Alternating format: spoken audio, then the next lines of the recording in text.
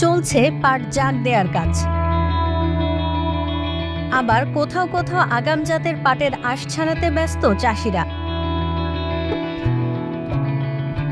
পাটের জন্য বিখ্যাত ফরিদপুর অঞ্চল। 1 একর জমিতে পাট আবাদ করতে খরচ হয় 20 থেকে 30 হাজার টাকা। সেখানে পাট উৎপাদন হয়ে থাকে 20 থেকে 25 মণ, কিন্তু এবছর পাট উৎপাদন হচ্ছে 12 থেকে 15 মণ।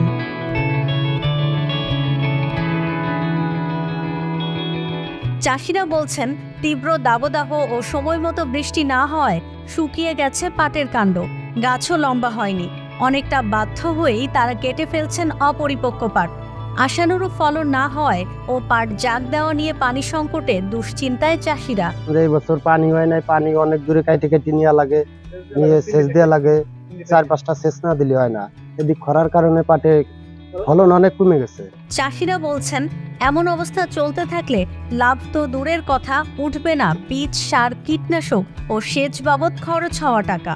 পাট অনেক ছোট হয়েছে গেছে বেরোচ্ছে, কারণ গেছেবার পাট পাইছি আমরা প্রত্যেক পাখিতে আপনার 7 মণ 8 মণ, এবার হবে 4 মণ 5 মণ উপরে 6 মণ।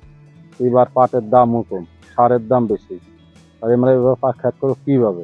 কীটনাশকের দাম, সারের দাম সমন্বয় করলে পারে আমাদের অনেক লস। সরকার কৃষকের দিকে একটু নজর দিলে, তাই সরকার পাটের দামটা বাড়া দিলে পাট খেত করতে পারবে না, পারবে না।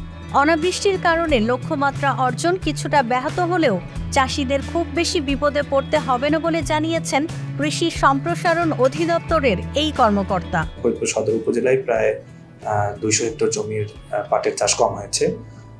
এবছর অতি খরার কারণে বৃষ্টি খুবই কম হয়েছে, সে কারণে পাটের বৃদ্ধি বেশ খানিকটা কম হয়েছে।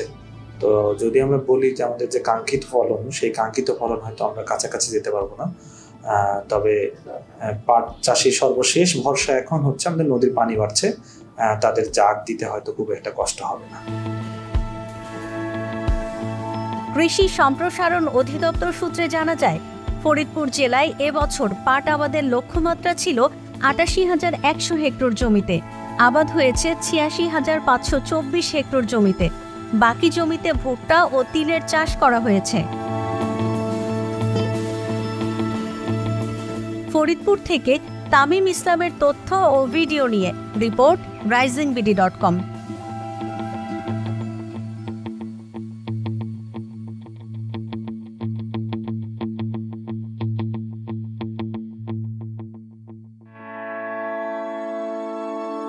দেশ বিদেশের সর্বশেষ সংবাদ সবার আগে জানতে ক্লিক করুন risingBD.com। প্রতি মুহূর্তের খবর অনলাইনে।